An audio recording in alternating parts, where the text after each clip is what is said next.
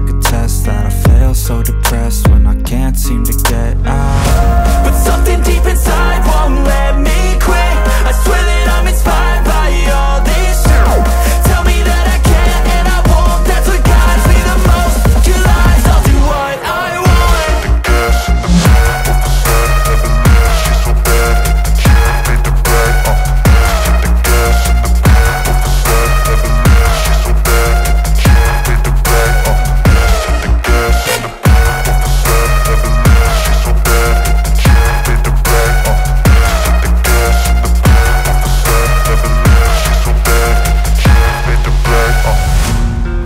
By thirst, I'm inspired by worth.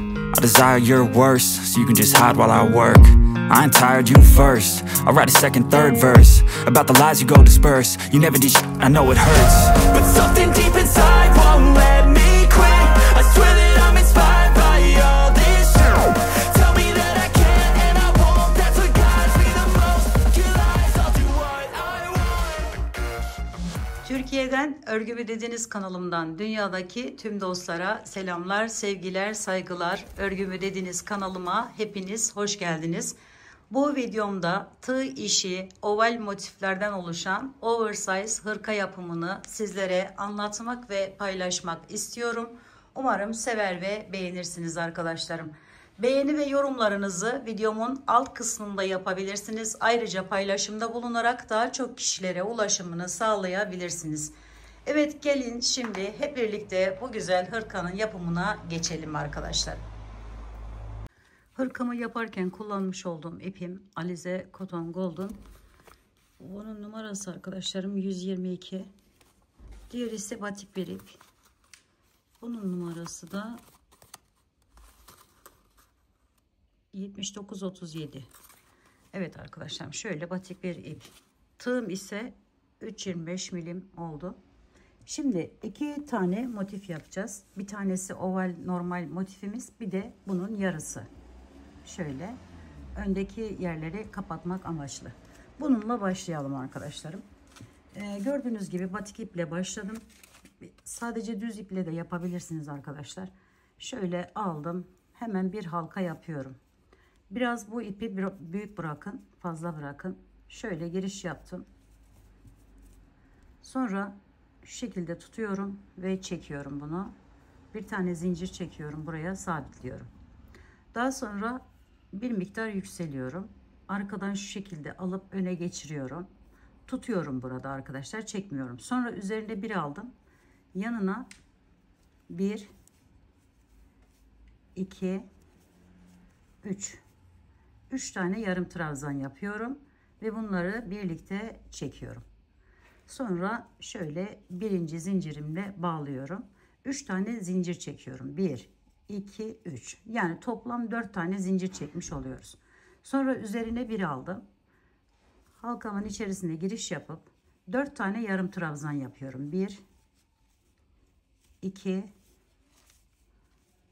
3 ve 4. Sonra bunların hepsini birlikte alıyorum. Birleştiriyorum. 1 2 3 tane zincir çekiyorum. 2 tane oldu. 6'ya tamamlıyoruz arkadaşlarım bunları. Şöyle 1 2 3 ve 4 topladık, çektik. 1 2 3 4 tane zincir çekiyoruz.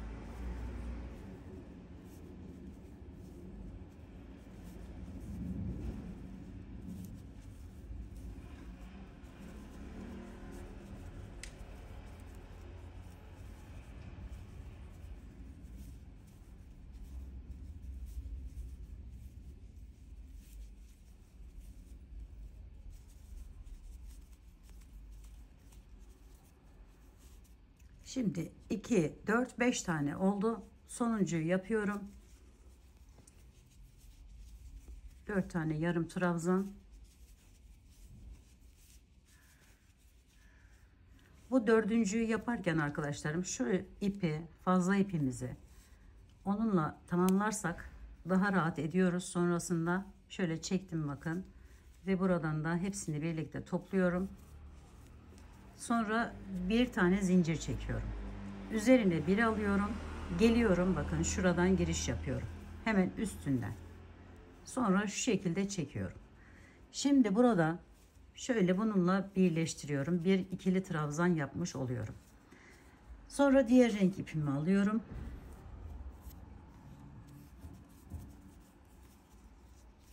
Onu bağladım şu şekilde. Alttan bakın şöyle tutup, şu fazla iplerimiz, bu ipimiz orada kalacak. Şimdi şu şekilde tuttuktan sonra bakın şöyle giriş yapıyorum, çekiyorum. Bir tane buraya sık iğne ile tutundum. Sonra bir miktar yükseliyorum. Arkadan yine öne aldım bu şekilde. Üzerine bir alıyorum ve yanına yine 3 tane yarım trabzan yapıyorum. 2 3 ve birleştiriyorum. 2 tane zincir çekiyorum buraya. Sonra devam ediyorum. Yanındaki boşluğa geçiyorum. Bakın şuraya. Yine 4 tane 1 2 3 4 tane yarım trabzanımı yaptım. Birleştiriyorum. 1 2 3 4 tane zincir çekiyorum. Daha sonra yine aynı yere arkadaşlarım 4 tane daha yarım trabzan yapıp birleştireceğiz. Şöyle 4 zincirimizi çekmiştik. Üzerine bir aldım. Ve buraya yine 4 tane yarım trabzan yapıyorum. 2 3 4 birleştiriyorum. 1 bağlıyorum. Bir tane daha zincir çekiyorum. Üzerine bir aldım. Her bir bu boşluklara arkadaşlarım 2 tane bu şekilde yer yapıyoruz. 2 3 4 birleştirdik. 1 2 3 4 zincir çektik. Tekrar 4 tane yine yarım trabzan yapıp birleştiriyoruz. 2 3 4 birleştirdik. Aralarında 2 zincir çekiyoruz. Şöyle bir görüntü elde edeceğiz. Sonra devam edelim.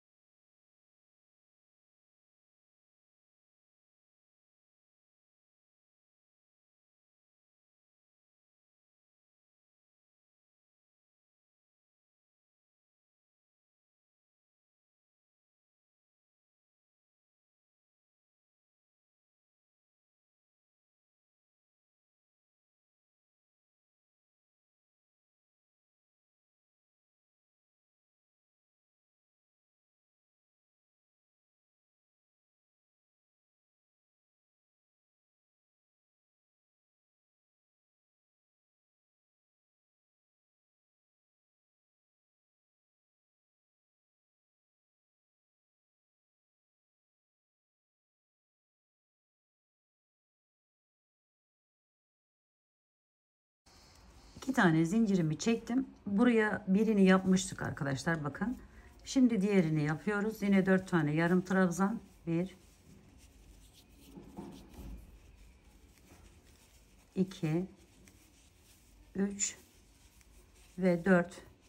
Sonra birleştiriyoruz. 2 tane zincir çekiyoruz. Üzerine bir aldık. Geliyorum. Bunun hemen şu tepesinden giriş yapıyorum. Alttaki bu ipimi de yukarıya doğru alıyorum. Ve şu şekilde bununla tamamlıyorum. Şöyle mor ipimi bıraktım. Gördüğünüz gibi bununla tamamladım. Bir tane ikili trabzan yaptım arkadaşlar. Şimdi burada yine bu şekilde giriş yapıyorum. Birinciyi aldım. 1 2 3. Şöyle üçlü trabzan boyutunda bir yer yapıyorum. 1 2 doladım. Yanına hemen 3 tane üçlü trabzan yapıyorum. 1 2 3. Şöyle 4'e tamamlamış olduk. Bir tane zincir çekiyorum. Üzerine bir alıyorum. Ve pardon, burada zincir çekmeden üzerine alıyorum.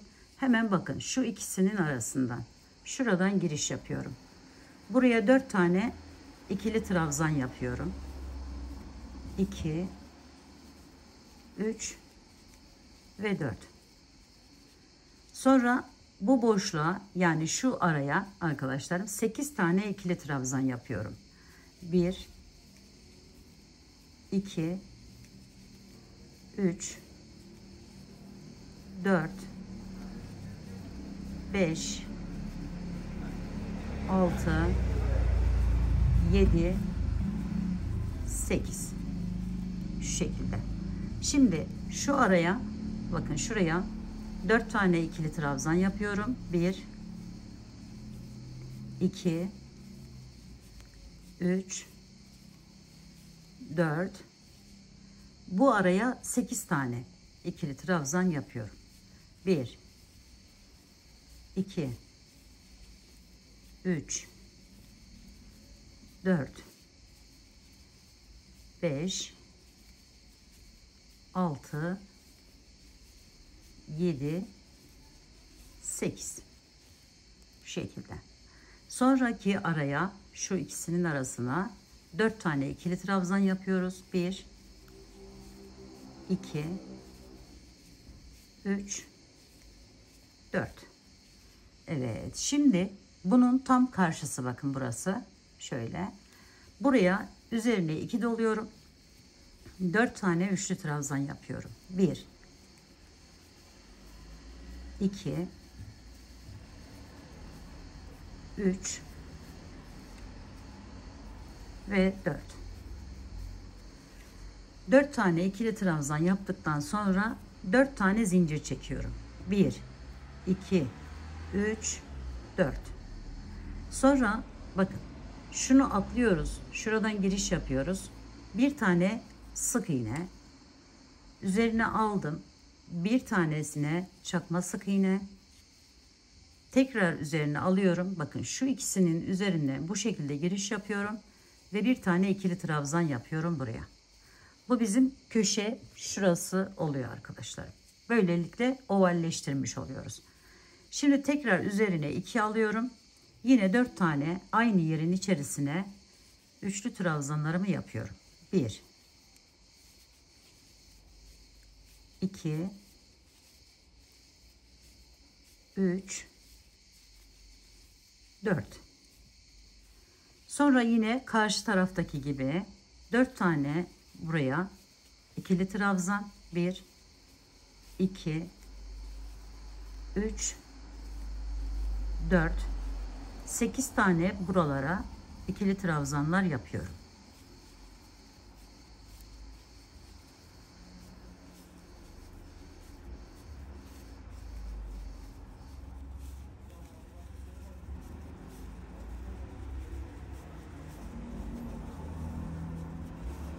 Dört tane bu boşluğa,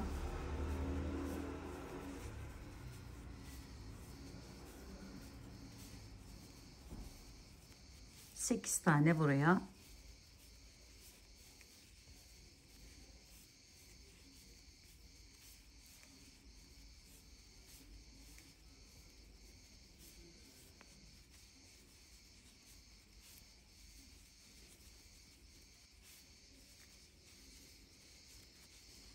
Dört tane tekrar bu hemen yanındaki yere, köşenin.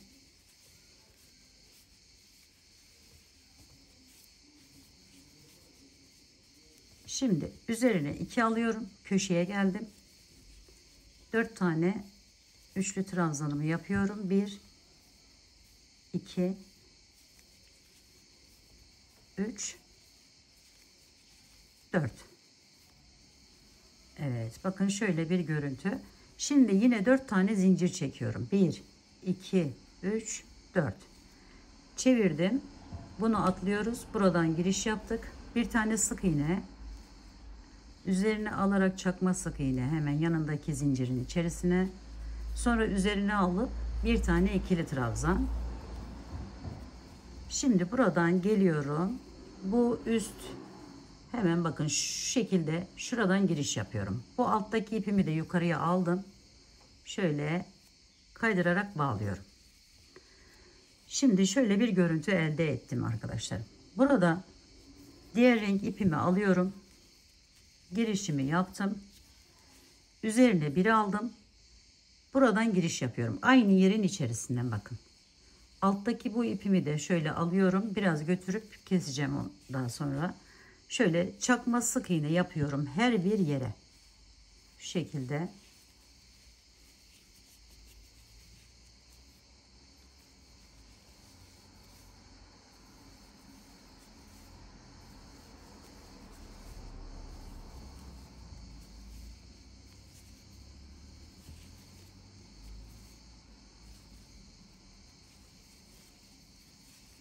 Şimdi bu ipi şöyle iyice çekiyorum.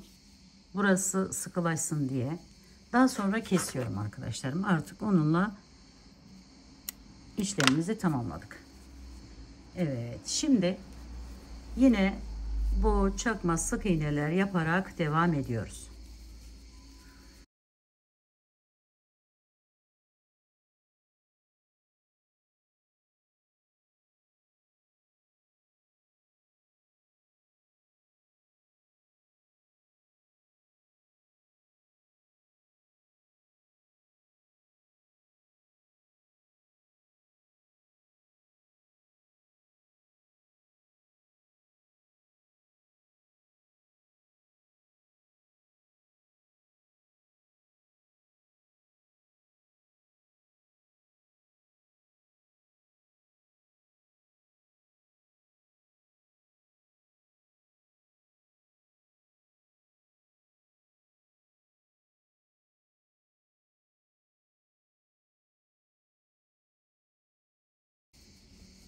Buraya geldim bakın. Buradan hemen yine alıyorum ve çakma sık iğnemi yaptım. Şu yapmış olduğumuz yerin hemen bakın şuradan giriş yapıyoruz. 1 de yanına 2. Sonra üzerine yine alıp bakın şu atladığımız zincirimizin hemen içerisinden giriş yapıyoruz. Bir tane çakma sık iğne, bir zincir. Bir tane çakma sık iğne, bir zincir. Bir tane daha yapıyoruz. 3 tane buraya sık iğnemizi yapıyoruz. Sonra üzerine bir aldık. Şuradan devam ediyorum arkadaşlarım bakın. Hemen yanındaki yerden giriş yapıyorum.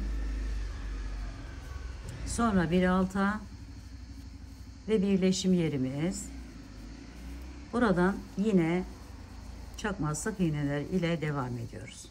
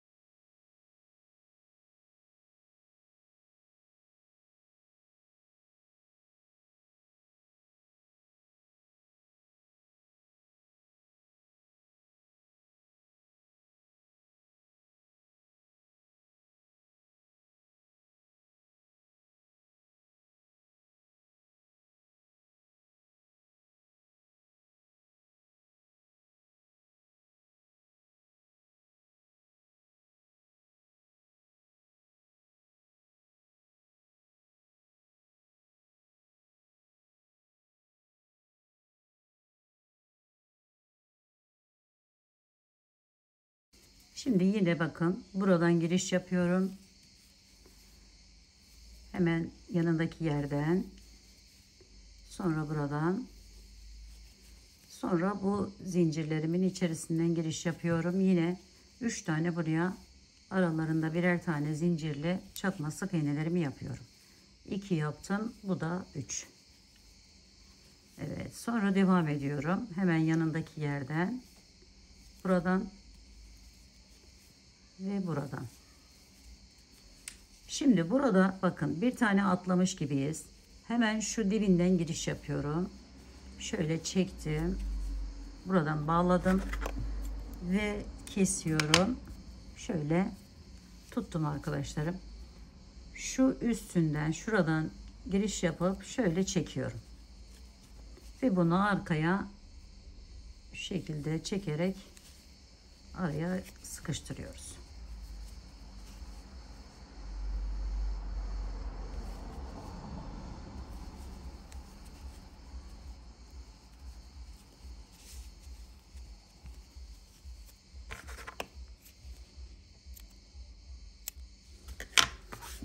Evet, bakın böylelikle motifimizi tamamlamış olduk arkadaşlarım. Bu düzeliyor. Ekleyince daha düzgün duruyor arkadaşlar. Şimdi bu yarım motifi yapmaya başlayalım. Yine batik olan ipimle devam edeceğim. Önce onunla başlayacağım. Yine bir halka yapıyorum. İçerisinden giriş yaptım.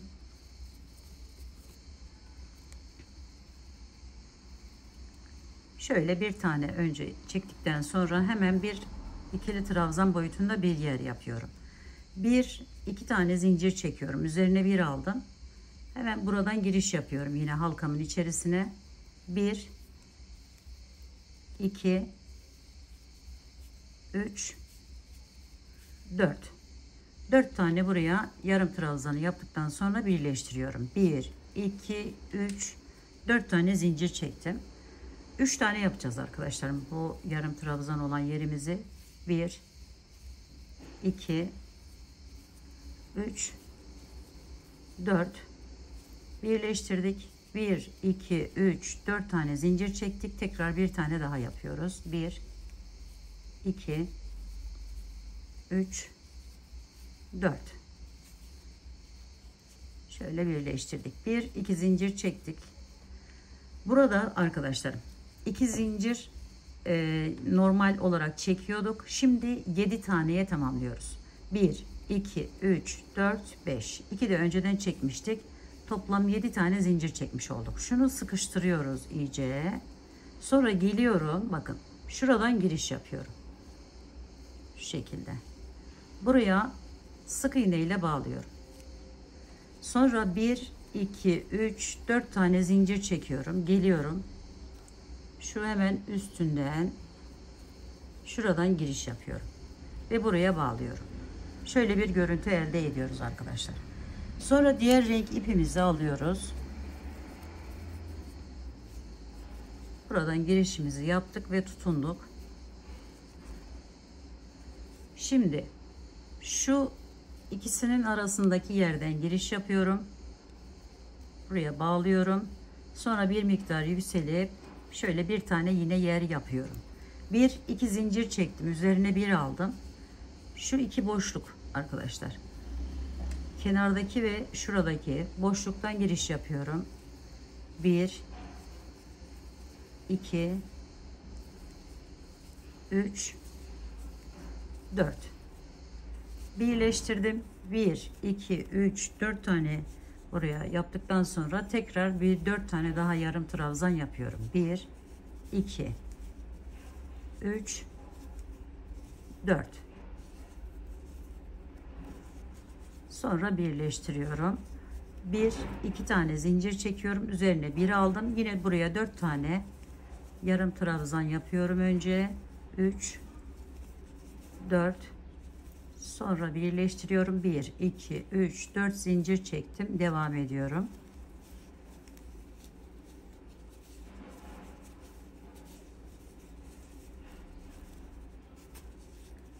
Bir iki zincir,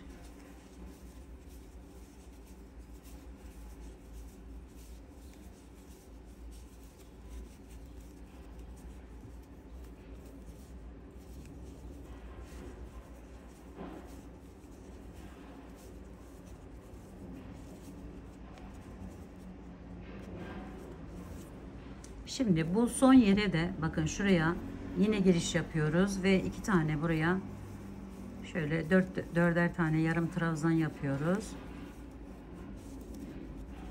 1 2 3 4 zincir çektik. Tekrar bir tane daha. 1 2 3 4 birleştirdik. 1 2 zincir çektik önce, sonra 5'e tamamlıyoruz. 1 2 3 4 5 geliyorum arkadaşlarım, bakın şu dibindeki şuradan giriş yapıyorum. Şuraya şöyle kaydırarak bağlıyorum. Sonra tekrar 5 zincir, 1 2 3 4 5 geliyorum, tam bu ortadaki sık iğnemin üzerinden giriş yaptım. Şu şekilde kaydırarak bağlıyorum. 1 2 3 4 5. Bu defa şu ipimizi arkaya alalım.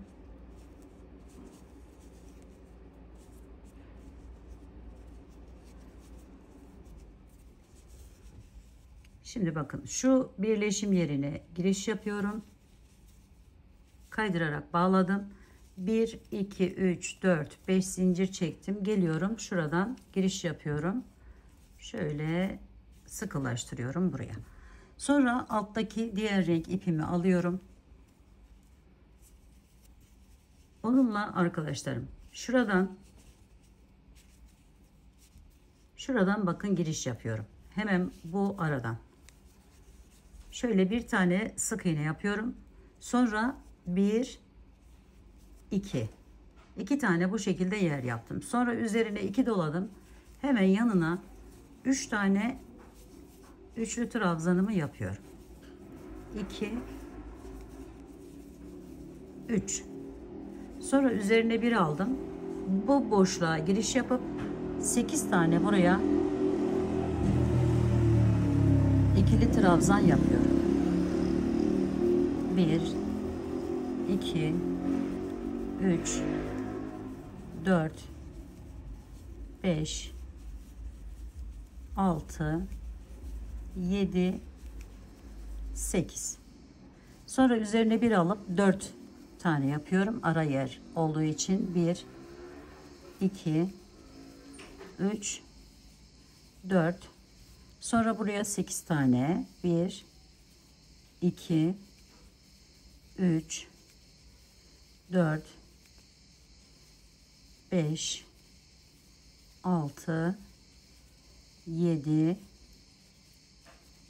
8. Sonra 4 tane. 1 2 3 4.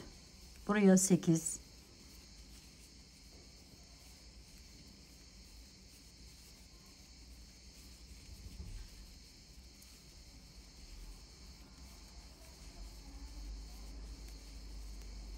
İki araya 4.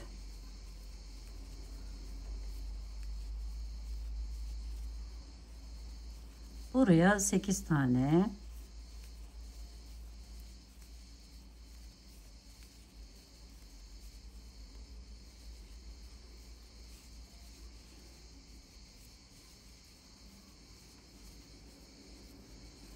Evet, şöyle bakın. Bunun yarısını biraz geçiyoruz. Çünkü ekleyeceğimiz yeri ona göre ayarlayacağız arkadaşlar. Şimdi 8 tane yaptıktan sonra yine üzerine 2 doluyorum ve buradan giriş yapıyorum. Buraya 4 tane üçlü trabzanlı yapıyorum. 3 ve 4. Şöyle bir tane zincir çekiyorum ve artık bunu kesiyorum. Bunu çıkarttım. Şimdi buradaki diğer renk ipimi alıyorum. Hemen bakın şu üstünden, şuradan şöyle giriş yapıyoruz.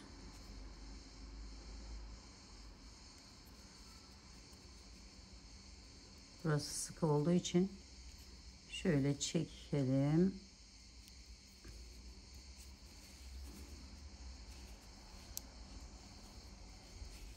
Evet. Sonra bir zincir çektim. Üzerine bir aldım. Aynı yerin içerisine bir tane çakma sık iğne yapıyorum. Sonra devam ediyorum. Çakma sık iğneler ile hepsinin az önce yaptığımız gibi motifteki şöyle üstünü çakma sık iğnelerle geçiyorum.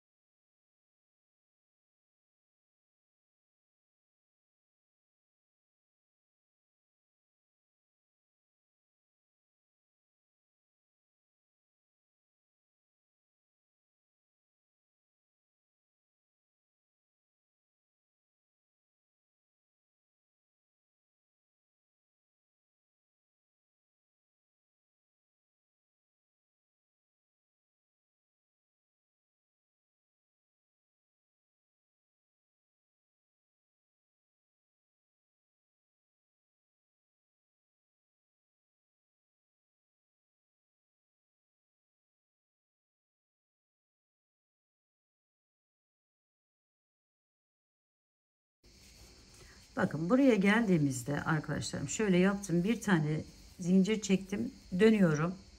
Ve bunların içerisinden şöyle çakma sık iğneler yaparak devam ediyorum.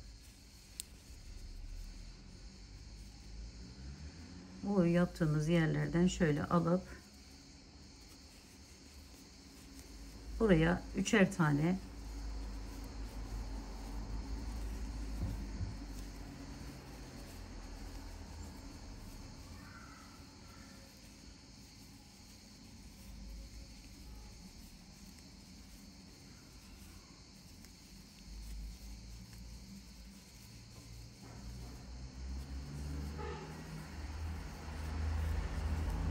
içinden değil de böyle kenarından da alabilirsiniz. Buraya bir tane yapmıştık. Şimdi bir tane daha hemen yapıyoruz. Ve şöyle bir zincir çekip şuradan şu şekilde giriş yapıp birleştiriyoruz. Ve bunu da bakın böylelikle tamamlamış olduk. Evet arkadaşlarım, bakın motiflerimi şu şekilde hazırladım. Aynı buradaki gibi bir parça daha elde edeceğiz. Arkasını ayrıca birleştireceğiz. Şimdi önden ben size şöyle göstereyim. Şu şekilde ikisi aynı olmasın, renklere de dikkat ederekten şu şekilde ekleme yapacağız. Şimdi önce bunu bakın hemen karşısına gelen şu motifimiz, bunu şöyle bir tanesini alıyorum. Bunu da altında şu motifim oluyor arkadaşlar. Şimdi şöyle aldım. Burası çok önemli. Bakın şimdi ekleme yaparken şu ortadaki şu dörtlü grubumuz var arkadaşlarım, bakın tam ortasında. Bu dörtlü grubumuzun hemen üstünden şu şekilde giriş yapıyoruz. Bakın şöyle. Sonra ipimi alıyorum. Buraya tutunuyorum. Şöyle bir tane zincir çekerek tutunabiliriz. Sonra şu motifimizin bakın şuraya doğru, bu aşağıda kalıyor. Bu olacak arkadaşlar. Şu karşılıklı gelecek. Bunun şu uç kısmında 3 tane yapmıştık. Hemen bu bize bakan tarafının ortasından giriş yapıyorum. Ve şu şekilde alıp bunun içerisinden geçiriyorum. Sonra bunu arkadaşlar şöyle tutuyorum. Bir buradan alıyorum. Bu tarafa çeviriyorum. Buradan alıyorum. Buraya çeviriyorum. Buradan alıyorum. Buradan alıp şu şekilde bağlıyorum. Bakın şöyle. Şu işlemi şimdi bu tarafa doğru gidiyoruz. Bu tarafa doğru gitmiş. Buraya kadar devam ettiriyorum. Bakın bunun tam orta noktası olan şuraya, yakından göstersen anneciğim. Şuraya gelene kadar bu işlemi devam ettiriyorum. Bir tanesini bu taraftan alıyorum. Sonra çevirip bu tarafta. Şöyle. Bu birleştirmeyi de gördüğünüz gibi batik ipimizle yaptım ben. Düz iple de yapabilirsiniz. Şu şekilde alıyorum ve eklememi yapıyorum.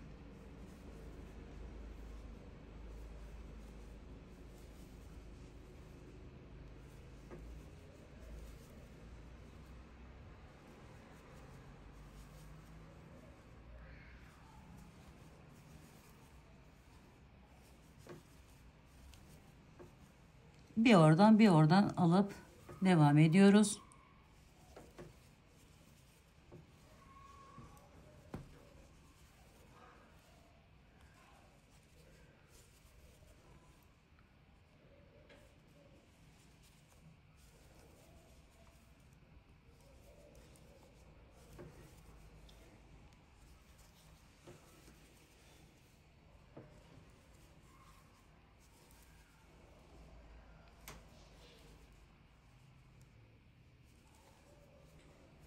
Bakın burada 4'ün tam ortasındaki yere geldim. Burada da ilk yere geldim arkadaşlar.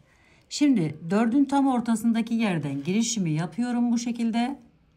Sonra bir üstteki şunu eklemeye devam ediyorum. Onu da şöyle alıyorum. Bu renk geçişleri ne de dikkat edebilirsiniz. Şöyle bir rengi kullanalım. Buradan yine aynı şekilde bakın. Şuradan hemen ilk yerden, bize bakan ilk yerden girişimizi yapıyoruz. Şöyle ekledik. Devam ediyoruz sonrasında.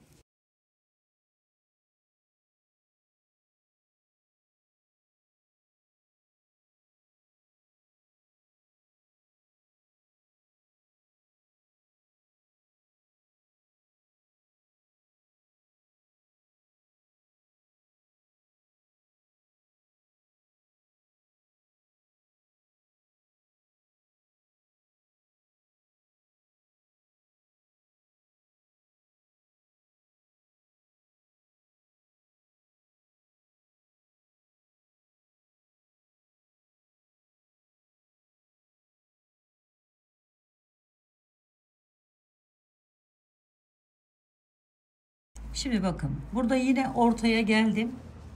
Bu 4'ün ortasındayım. Buranın da ilkini yaptım. Şimdi üstüne bunu ekleyeceğim. Şöyle birinci, ikisi de bakın aynı renk gibi oldu. Burada arkadaşlarım bunun bize bakan tarafının köşesinden şöyle girişimizi yapıyoruz ve buraya alıp tutunduruyoruz. Daha sonra diğeriyle devam ediyoruz.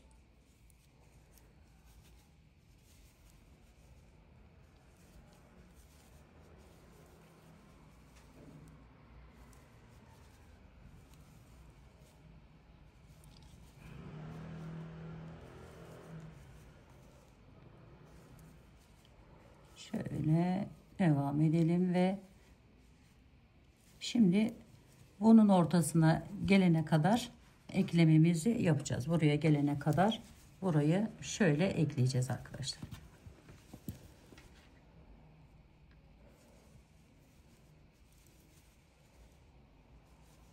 Bunu iğne yardımı ile de yapabilirsiniz. Bu şekilde de yapabilirsiniz.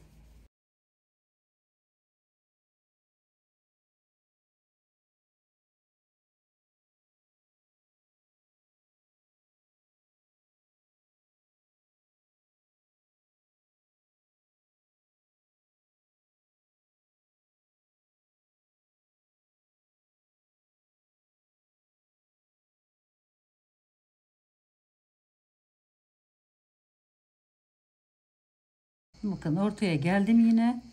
Şöyle girişimi yaptım. Şu ikinciyi eklemiş oldum. Şimdi buraya ekleyerek devam edeceğim. Yine bu kendimize bakan taraftan alıp şöyle başlayacağız ve devam edeceğiz. Sonra buradan bunu buraya getirdiğimiz zaman arkadaşlarım, burası anlaşılmıştır diye ümit ediyorum. Bunu buraya getirdiğimiz zaman hemen bir tane alıp buraya ekleyeceğiz.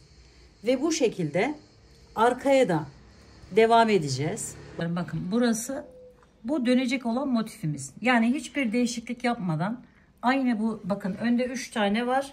Arkası da aynı şekilde 3 tane var. Şöyle çevireyim. Bakın 3 tane. Yine hiçbir değişiklik yapmadan bu motiflerimizi şöyle tutup yine başlıyoruz.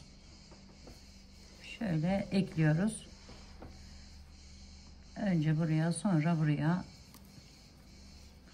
devam ediyoruz.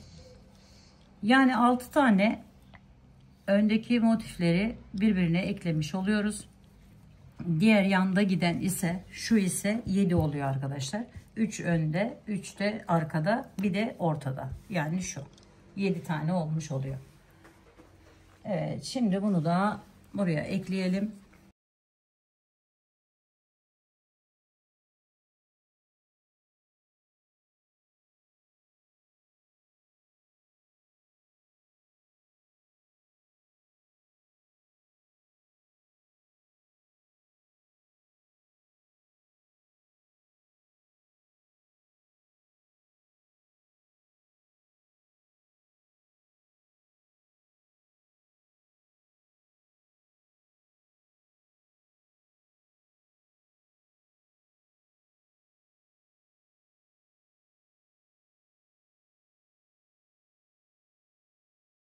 Evet, bakın burayı tamamladım. Şimdi arkaya geçmiş olacağım. Bunu ekleyerek şöyle alıyorum. Şuradan tuttum. Hemen yine hiçbir değişiklik yapmadan kendimize yakın olan yerden giriş yaptık ve bağlıyoruz. Şöyle bakın.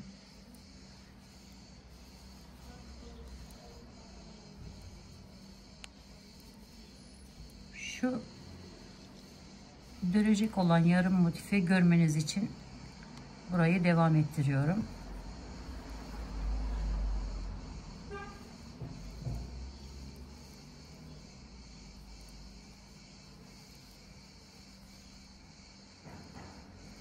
İlk bunu yaptıktan sonra diğerleri daha kolay olacak arkadaşlarım. Şöyle geldik. Diğerleri çünkü aradan devam ediyor.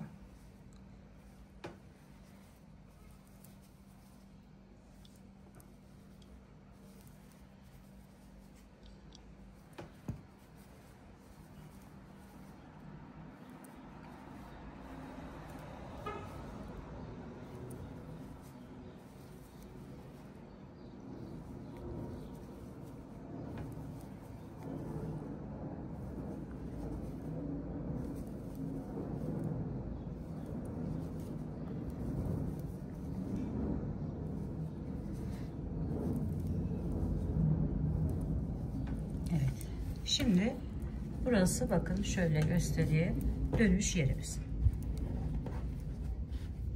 Aynı şekilde buradan devam ediyoruz ve buradaki gibi 3 tane buraya ekliyoruz ve burası ön tarafımız olmuş oluyor. Şuraya ekleyeceğiz arkadaşlarım ve şu birinciyi yaptık. 1-2 tane daha ekleyeceğiz. Bunun sonuncusunu da ekleyeceğiz ve böylelikle burayı da tamamlamış olacağız. Yine ekleme işlemi aynı şekilde devam edecek. Şimdi şöyle bir daha göstereyim. Buradan arkadaşlar bu sırayı tamamladıktan sonra arkasında da bakın şöyle olacak motiflerimiz. Hemen şunları yerleştirelim.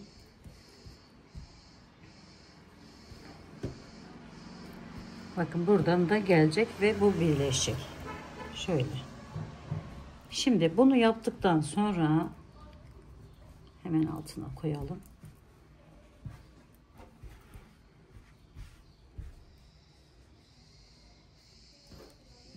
Bunun altına bir tane. Burayı göstereyim artık. Şöyle bunun altına bir tane. Bunun altına bir tane.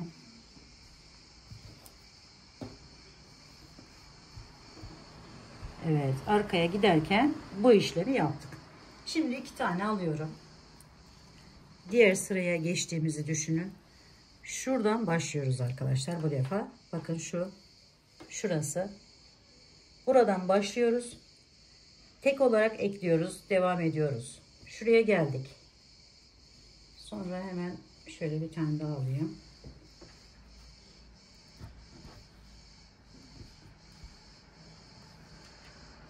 İkinci motifimizi aldık.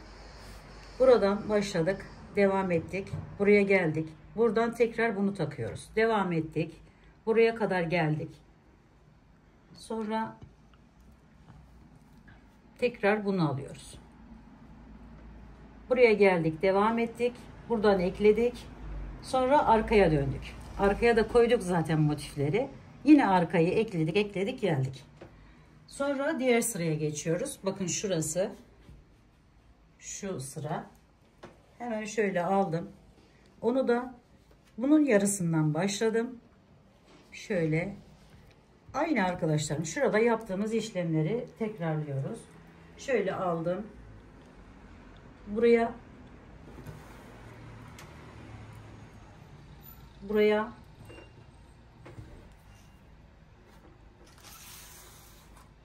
ve bu yarım. Bunu eklediğimiz gibi döneceği için yarım. Bunları tek düşünün arkadaşlar. Yani ön arka, ben 2 motifi birlikte koyduğum için bu şekilde duruyor. Şimdi buraya kadar tamamladık. Bundan sonra şu burayı bitirdikten sonra arkadaşlarım şurayı kol için ayırıyoruz. Bakın şu ve şu. Şu iki motifi şöyle göstereyim bak. Şuraya yerleştiriyorum. Ama bunun arkadan birleştirmiyorum. Şimdi buralara hem arkadakini hem öndekini şu şekilde birleştiriyorum. Bakın şurayı tam ortaya gelen kısmı, bu kenarları oluyor artık. Şöyle dursun. Şuraya. Evet, şu mesela şu iki motif ile yapmış olduğum şu parçayı arkadaşlar buraya ekliyorum. Şu iki motifle. Bakın şurası. Birincisi bu, ikincisi bu. Bu benim koltuk altım olmuş oluyor. Kol altı. Sonra üstüne geldim. Bakın kol oyuntum burası. Şu iki motif, yani bunu ekledim. Buraya ekleyerek geldim. Bu sırayı tamamen bitirdiğimi düşünün. Buradan ekliyorum, geliyorum buraya. Sonra buna geçiyorum, ekliyorum, geliyorum buraya. Sonra bunu alıyorum arkadaşlarım. Şöyle ekliyorum, şuraya kadar getiriyorum. Sonra arkaya dönüyorum. Arkayı da aynı şekilde bu defa buradaki parçaya ekleyerek devam ediyoruz. Şimdi bunu da yaptıktan sonra kol yerine geçmiş olduk. Bu kolumuzun ilk kısmı. Sonra şöyle bakın. Şöyle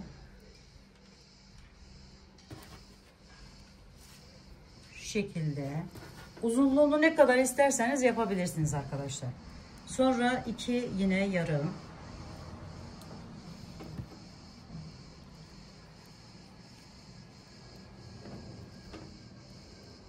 Sonra bir tane daha şöyle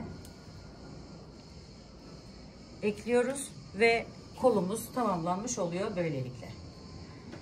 Daha sonra arkadaşlar bu işlemi de yaptıktan sonra bakın iki tane şöyle yarım olanlar var. Böyle yan yana da 3 tane. 3 sıra. 1, 2, 3 sıra bu şekilde olmuş oluyor. Şimdi son olarak bu parçayı bu şekilde birbirine ekledikten sonra arkadaşlar arka iki parçayı şöyle hafif şey yapayım.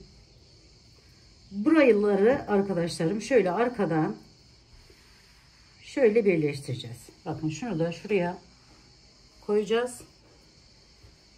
Bunu da şuraya koyacağız. Yarım olan motiflerimiz, bakın şunlar yarım motifimiz. Birini buraya. Şu şekilde aynı teknik. Bakın arkadaşlar. Şunu eklemiştim ben. Aynı teknik ile şöyle birleştiriyoruz. Bunun karşısına da şunu koyalım, daha renkli. Bu en son artık bitirdikten sonra arkadaşlar diğer parçalarımızı o zaman yapacağımız bir işlem. Şöyle. Hatta şöyle koyabiliriz. Evet. Son olarak bunu yapacağız ve en son olarak da bir çerçeve şeklinde şu renkle geçmeyi düşünüyorum arkadaşlarım. Şimdi burası umarım anlaşılmıştır. Bir daha baştan almak gerekirse şu yaptığımız işlemi devam ettiriyoruz. 2 sıra şeklinde.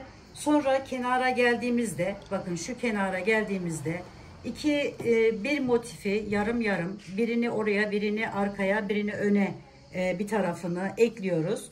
Daha sonra kola geçiyoruz. Kolda bakın şu yeri önce bu motifi ekliyoruz. Daha sonra bunları ekleyerek devam ediyoruz. Aynı, hiçbir değişiklik yok yani arkadaşlarım. Bu şekilde yapıp hırkamızı tamamlayacağız inşallah. Umarım anlaşılmıştır bu kısım. Evet arkadaşlarım, şimdi bakın şöyle başladık. Buradan yaptık. Sonra diğer sırayı ekledik. Ön ve arka birlikte geliyor. Diğer ikinci uzun olan sıramızı, 7 olan sıramızda ekledik. Şimdi diğerine geçtik. 3 tane bu tarafa bakın şöyle 1, 2, 3, 4 tanesini ekledim. Şimdi çeviriyor, şöyle katlıyorum. Bakın. Şu şekilde oluyor. Burayı kola ayırıyorum. şurayı iyice anlaşılsın diye tekrar anlatmak istedim arkadaşlarım. Şöyle bakın, burası kol yerimiz. Şu kısım. Buradan şu birleştirerek geldim burayı. Burası orta yeri motifimizin. Şimdi bakın, şu motif, buradan alıyorum bunu. Buraya ekliyorum arkadaşlarım. Şöyle aldım, ekledim. Sonra buraya geçiyorum. Şu araya yarım olacak, koltuk altında kalacak olan motifleri aynı diğer motifi eklerken yaptığımız gibi bir oradan alarak ekliyoruz.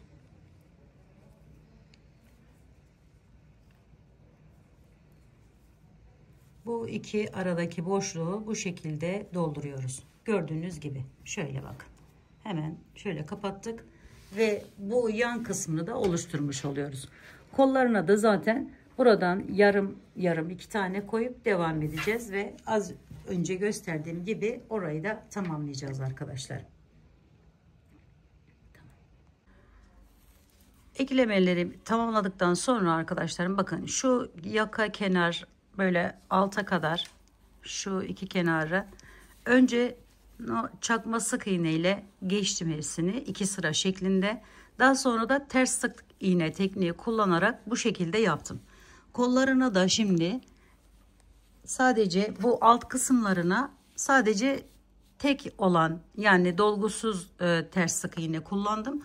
Kollarına ise yine aynı şekilde şöyle göstereyim, bir miktar bilmeyen arkadaşlarım için şöyle başlıyorum. Ters sık iğne tekniği kullanacağız.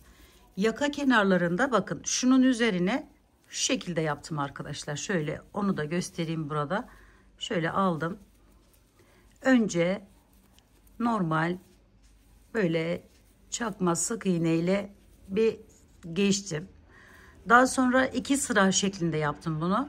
Sonra arkadaşlarım buradan her birisinin içerisinden şu şekilde yaparak şöyle ipim altta bir şekilde kaydırarak devam ettim. Şöyle kaydırdım. Burayı iki sıra düşünün. Ve şu düz çizgileri oluşturdum.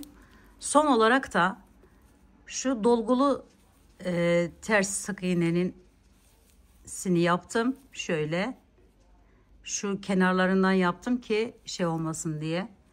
Şöyle önce bunu da yapabilirsiniz. Şöyle bakın, dolgulusunu yaptım. En alt kısımlarına ve kol uçlarına ise normal tekli ters sık iğne tekniğini kullandım arkadaşlar. Şöyle birer tane atlayarak şöyle devam ediyoruz.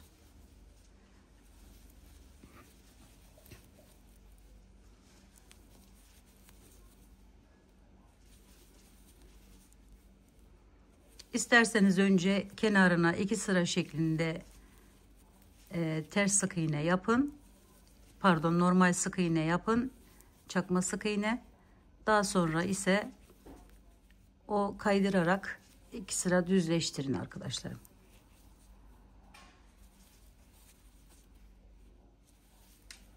Bir tanesini atlıyoruz. İkincisinden alarak kol uçlarını tamamlıyoruz. Altlara da aynı işlemi uyguladım.